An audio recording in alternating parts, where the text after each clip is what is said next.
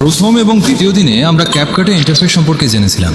আজকেও আমরা এমন একটি টুল সম্পর্কে শিখব যা ছাড়া যে কোনো ভিডিও দেখতে খুবই বোরিং লাগে।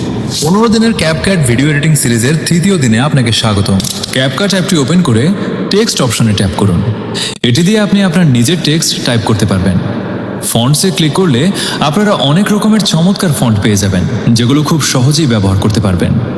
স্টাইলসে গিয়ে আপনি আপনার টেক্সটের রং বা কালার পরিবর্তন করতে পারবেন, আর স্ট্রোক দিয়ে টেক্সটের চারপাশে একটি আউটলাইন বা বর্ডার দিতে পারবেন।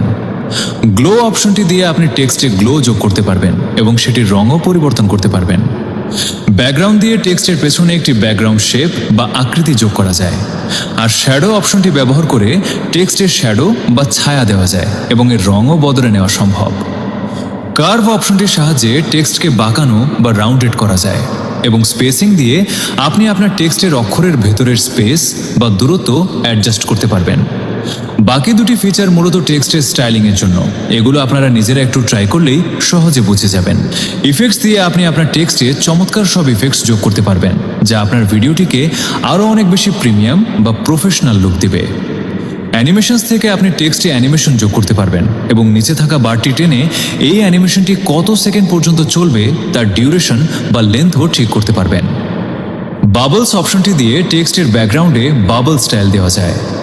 অটো ক্যাপশনসের সাহায্যে আপনি আপনার ভিডিওতে স্বয়ংক্রিয়ভাবে ক্যাপশন বা সাবটাইটেল যোগ করতে পারবেন এবং চাইলে এর ভাষাও পরিবর্তন করতে পারবেন।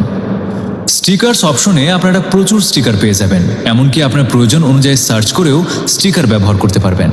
ড্র অপশনটি ব্যবহার করে আপনি নিজের হাত দিয়ে লাইনে ড্র বা আঁকাআঁকি করতে পারবেন। এর প্যাটার্ন অপশনে আরও অনেক আকর্ষণীয় জিনিস আছে যা আপনি আপনার ভিডিওতে ব্যবহার করতে পারেন। ব্যাস, আজকের জন্য এতটুকুই। বাকি জিনিসগুলো আমরা চতুর্থ দিনে শিখব।